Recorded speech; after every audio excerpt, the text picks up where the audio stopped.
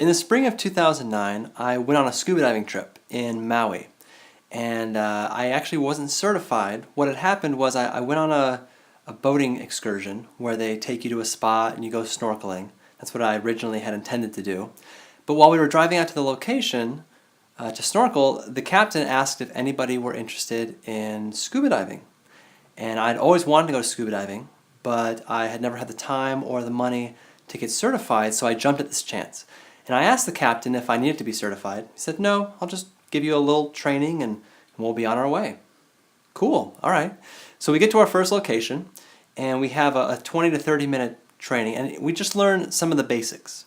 We learn some of the hand signals like I'm out of air, go up, I'm okay, and things like that. Then we learn how to get water out of our goggles.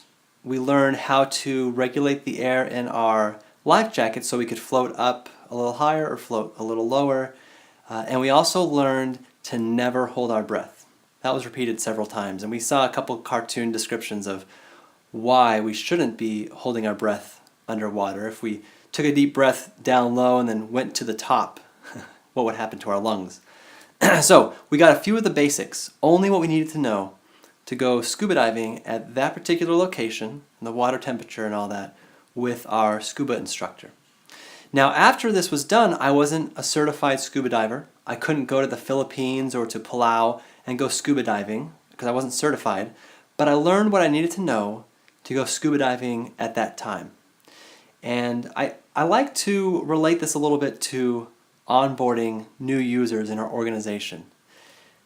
Sometimes when we bring a new user on, we treat them like they have to be certified and know everything, when really they just need to know a few things to get up and running.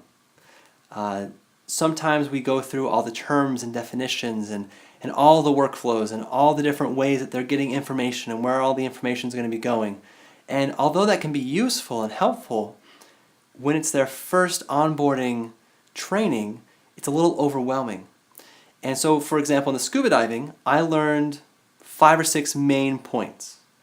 And I could remember them. I knew that they were all important because it's the only thing we covered. We did not cover anything that I did not need to know at that time. And later on, if I wanted to take some more scuba diving classes and become certified, I'd learn a lot more information and become a lot more experienced and a much better scuba diver. But to get me in the water and get going, there were just a few basic things that I needed to know and needed to learn. And so for onboarding your new users, what is the bare minimum they need to know to get up and running? And that's not to say that the bare minimum is all they'll ever need to know, but it's just enough to get them logged in and using Salesforce or using these other applications that you've created or that your organization maybe not created but is using, and get them going and being productive.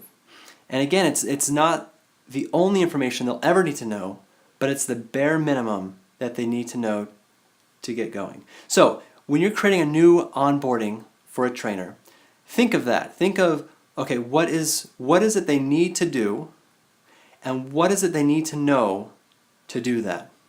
And start from there. And if you start from going, instead of giving information overload, thinking of the bare minimum, your onboarding will be much easier to create, your training materials will be much easier to create, and your new users won't be overwhelmed in an onboarding training. They'll be able to get through it in 30 minutes to an hour and start being productive and helping out.